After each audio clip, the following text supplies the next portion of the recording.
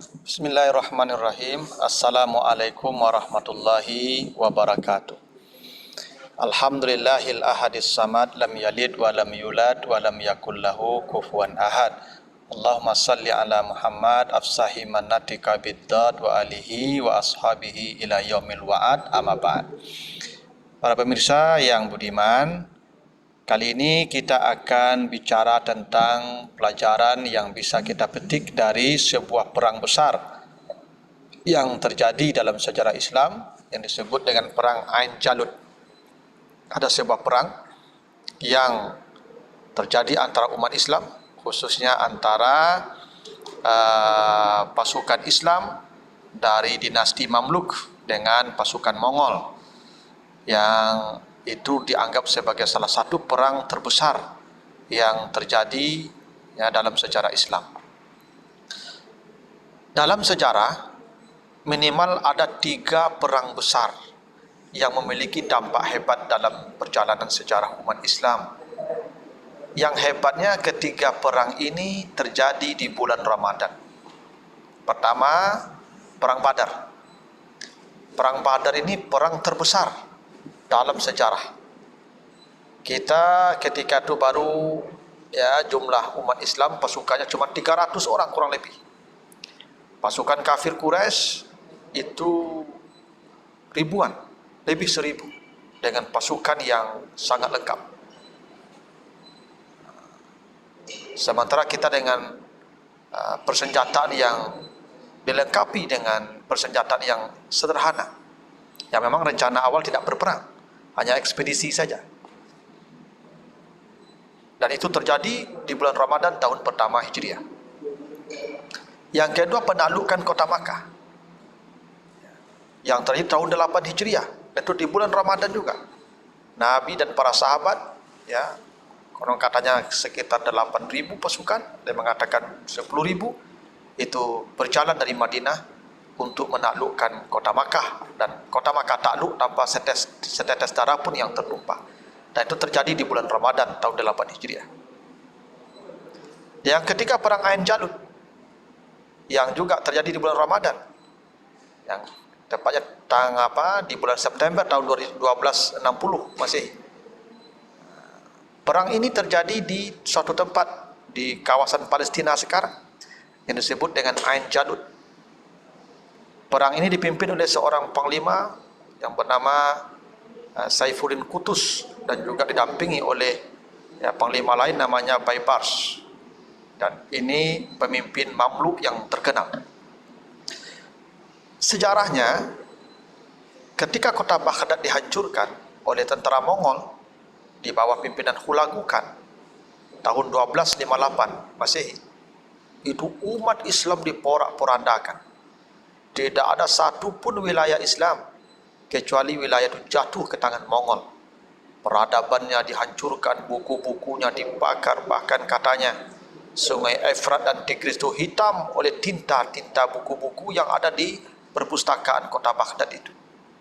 Dan itulah kezaliman yang luar biasa dilakukan oleh bangsa Mongol. Bukan hanya menumpahkan darah umat Islam yang tak terhingga banyaknya, bahkan jenazah bergelimpangan di kota Baghdad, tapi juga menghabiskan semua hasil peradaban umat Islam, dihanyutkan ke Sungai Efrat dan Tigris sampai berhari-hari. Sungai yang besar itu menjadi hitam karena tinta. Dan mereka terus bergerak. Semua wilayah Islam dikuasai, dihancurkan. Tetapi ketika mereka bergerak ke Mesir, ketika itu di Mesir ada sebuah dinasti namanya Mamluk. Mamluk ini artinya para budak. Jadi dinasti Mamluk itu dinasti para budak, didirikan oleh para budak, dan pendirinya seorang perempuan namanya Sajaratud Dur. Dia seorang wanita yang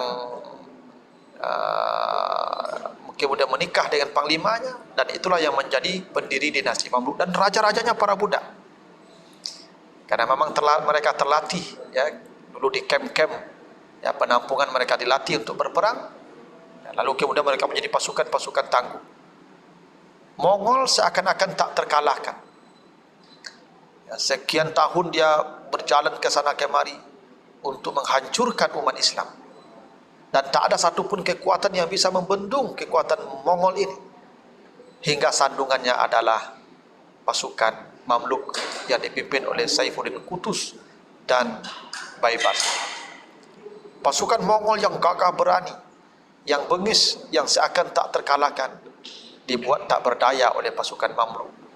Dalam perang yang dahsyat yang terjadi berhari-hari, maka pasukan Mongol menemui kehancurannya di tangan para budak. Dan itu terjadi di bulan Ramadan. Sebenarnya banyak pelajaran yang bisa kita petik dari pertempuran-pertempuran yang terjadi di bulan Ramadan ini, termasuk ya pertempuran Ain Jalut ini. Pertama, kegiatan kita di bulan Ramadan, puasa dan Qiyamul Lail, itu tidak bisa, tidak boleh menjadi penghalang kita melakukan perbuatan-perbuatan besar di bulan Ramadan. Buktinya apa?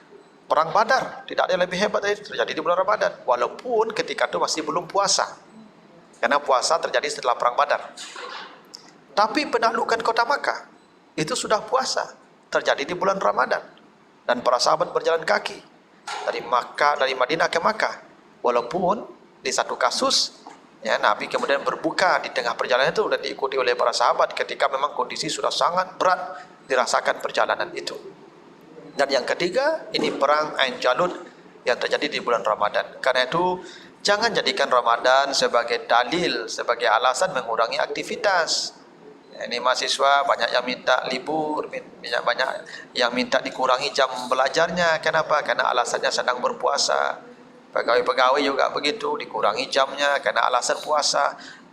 Puasa tidak boleh jadi alasan kita mengurangi aktivitas. Itu buktinya, perang-perang besar terjadi di bulan Ramadan.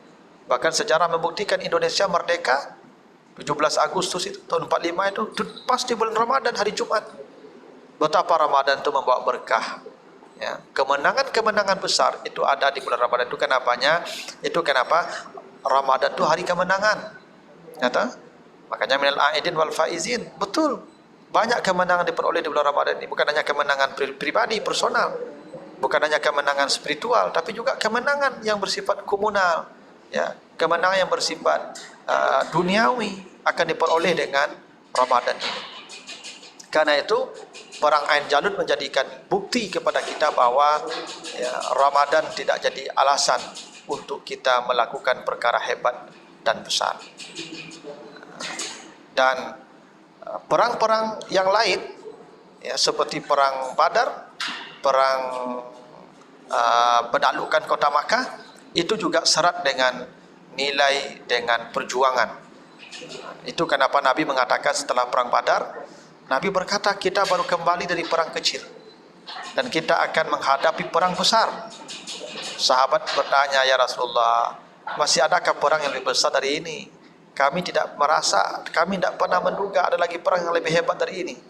Karena menurut kami inilah perang terhebat yang pernah kami lalui, dengan jumlah pasukan yang tak berimbang, dengan persenjataan yang tak sebanding, dan kita bisa menang. Tidak ada lagi rasanya lebih hebat perang dari ini. Kata Nabi, ada perang yang lebih hebat dari ini. Apa itu? Jihadun nafsi, perang melawan hawa nafsu. Kalau kita perang melawan orang, musuhnya kelihatan, tampak. Tapi perang melawan hawa nafsu, musuhnya tak tampak, karena musuhnya diri kita sendiri. Nah, karena itulah ya, ketika perang Badar selesai, Nabi katakan ada perang lebih hebat lagi dari perang Badar ini. Ya, itu perang melawan hawa nafsu. Itulah puasa. Karena puasa ini kita disuruh berperang melawan diri kita sendiri. Keinginan dasar kita. Itulah kenapa puasa itu artinya imsak. Dengan puasa itu kita menahan gejolak-gejolak kehendak. Dan itulah kepada Nabi Adam itu disuruh imsak. Ketika Nabi Adam di sorga, Allah katakan kepada Adam, ya Adam uskun anta wa zaujukal jannah. Hai Adam, tinggallah engkau di sorga, makanlah semua yang ada di sorga. Wala taqraba hazihi syajara, tapi jangan kau dekati pohon ini. Nah, larangan tidak mendekati pohon ini itu disebut dengan imsak, menahan. Itulah artinya puasa sudah ada sejak Nabi Adam. Jadi puasa itu sudah ada sejak Nabi Adam, karena arti puasa itu imsak. Dan yang pertama diperintahkan Allah kepada Nabi Adam adalah menahan diri agar tidak mendekati pohon ini. Nah, menahan diri itulah bahasa Arabnya imsak, puasa. Dan itu Nabi Adam gagal, maka diusir ke bumi. Dia tetap bukan hanya mendekati pohon, makan pohon itu dia makan buahnya malah, maka diusir ke bumi. Kenapa? Karena manusia ini Allah yang menciptakan, dan Allah tahu betul dengan karakter manusia. Apa karakter manusia? Manusia itu punya karakter tamak, ada sifat rakus, sifat yang tak mau puas, yang tak pernah merasa cukup. Maka puasa akan membuat manusia merasa berkecukupan hidupnya, karena puasa imsak. Jangankan yang punya orang, yang punya kita pun tidak kita sentuh kalau tidak pada waktunya. Nah, kemampuan seseorang melawan keinginan-keinginan itu berat sekali, lebih berat daripada perang melawan manusia yang tampak ini. Kalau ada manusia yang menang melawan dirinya sendiri, maka itulah kemenangan yang besar. Tidak ada yang kemenangan yang lebih besar kecuali kemenangan melawan diri sendiri. Dan itu yang dikatakan Nabi ketika perang Badar terjadi. Ada jihad yang paling besar, yaitu jihad melawan kehendak-kehendak diri kita, yang selalu mendorong kita untuk dan pada akhirnya berbuat maksiat. Begitu juga ketika penaklukan kota Makkah. Apa yang terjadi? Ketika penaklukan kota Makkah, Nabi berkata, siapa yang masuk ke rumah Abu Sufyan aman. Siapa yang masuk ke Masjid Haram aman. Siapa yang masuk ke rumahnya aman. Padahal Abu Sufyan itu yang Masya Allah mendanai semua perang melawan Nabi. Bahkan Nabi itu hampir terbunuh di perang Uhud. Bahkan Hamzah paman Nabi dibunuh atas perintah itu Abu Sufyan dan koleganya.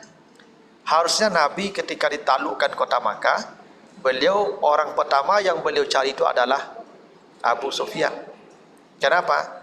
Karena banyak dosa-dosa Abu Sufyan yang memang tidak bisa diterima perlakuan-perlakuan beliau selama ini kepada Nabi. Tapi ketika bulan Ramadan kota Makkah ditaklukkan, Nabi mampu menahan dirinya. Yang harusnya beliau mencari Abu Sufyan untuk dihukum, untuk diminta balas, untuk balas dendam. Tapi kata Nabi tidak, siapa yang masuk rumah Abu Sufyan aman. Itulah kemenangan yang sejati. Kemenangan ketika kita mampu melawan kehendak diri kita, melawan tuntutan nafsu kita. Biasanya kalau ada orang berbuat jahat kepada kita, nafsu kita akan mendorong kita untuk membalasnya. Ketika kita punya kuasa membalasnya, punya kesempatan membalasnya, maka kita akan membalasnya. Tetapi oleh Nabi tidak. Dicontohkan hal yang lain, hal yang berbeda. Apa itu? Diberikan dia maaf, bukan hanya diampuni dia, bahkan diberikan penghargaan bahwa siapa yang masuk berlindung ke dalam rumah Abu Sufyan, maka dia dijamin keamanannya. Begitulah contoh betapa hebatnya perang yang pernah dilalui oleh umat Islam, yang perang yang sangat manusiawi, yang perang bukan untuk menghinakan orang, perang bukan untuk menghancurkan orang, tapi perang untuk menegakkan kebenaran, nilai-nilai keadilan, untuk supaya manusia terhindar dari kezaliman. Dan itu pula lah yang terjadi ketika perang Mongol, ketika perang Ain Jalut, ketika pasukan Mamluk berhadapan dengan pasukan Mongol.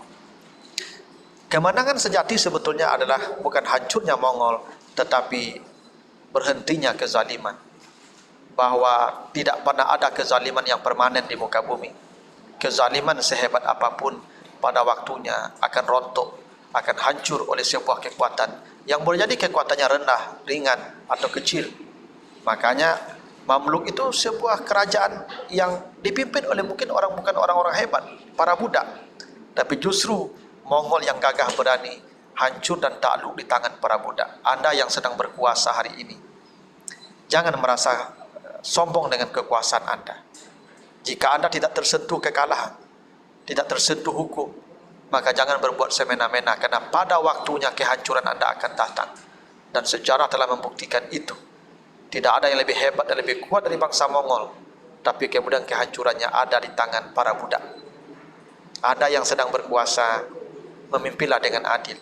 Tegakkanlah keadilan, jangan berbuat zalim. Jangan semena-mena kepada manusia. Tidak ada kezaliman yang akan dipelihara oleh Allah di muka bumi ini, dan dia akan menemui ajalnya pada waktunya. Karena Allah telah menjamin bahwa kebenaran itu akan datang, dan semua kemungkaran, kebatilan, kezaliman itu akan lenyap. Wa kana al-batkana wa zahuka, dan semua kebatilan itu pada waktunya akan lenyap, akan hancur dan binasa.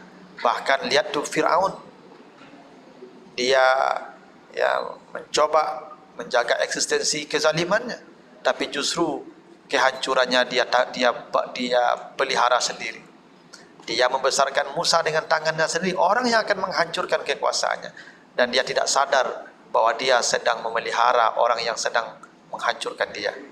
Anda yang sedang berkuasa belum tentu, boleh jadi kehancuran Anda sudah dekat, dan orang yang menghancurkan Anda itu sedang berada dalam pengasuhan Anda sekarang ini.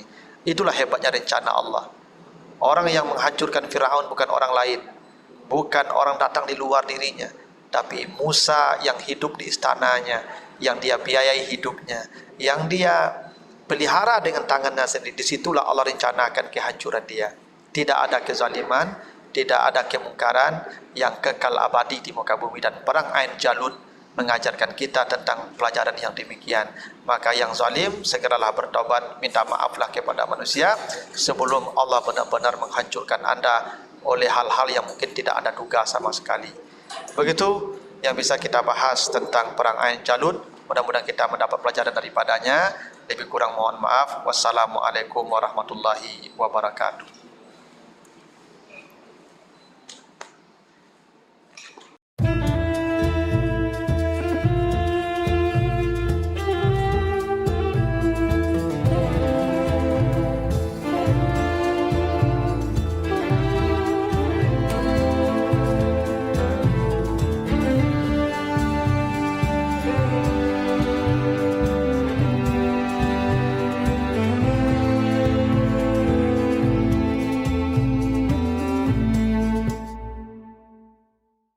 Assalamualaikum warahmatullahi wabarakatuh. Saya Muslian Kasim, Rektor Universitas Baitur Rahmah, mengucapkan selamat menunaikan ibadah puasa bulan Ramadan 1442 Hijrah tahun ini. Mari kita jadikan pandemi COVID-19 ini untuk meningkatkan keimanan kita dan ketakwaan kita. Mudah-mudahan dengan berpuasa kita bisa meningkat imunitas kita sehingga kita bisa terbebas dari pandemi, sehingga kita bisa melakukan aktivitas seperti biasa. Selamat menunaikan ibadah puasa dan selamat berbuka bagi kita bersama-sama. Penerimaan mahasiswa baru Universitas Baitur Rahmah tahun akademik 2021-2022 menerima 5 fakultas dan 10 program studi terdiri dari S1 dan Profesi Kedokteran Umum, S1 dan Profesi Kedokteran Gigi, S1 Manajemen dan S1 Kewirausahaan, S1 Kesehatan Masyarakat, D3 Kebidanan, D3 Radiologi, D4 Keperawatan Anestesiologi, S1 Administrasi Rumah Sakit, S1 Farmasi Klinis, D3 Akademi Keperawatan. Untuk pendaftaran bisa kunjungi pnb.umroh.ac.id. Jangan lupa daftarkan diri ya, agar menjadi bagian dari kita.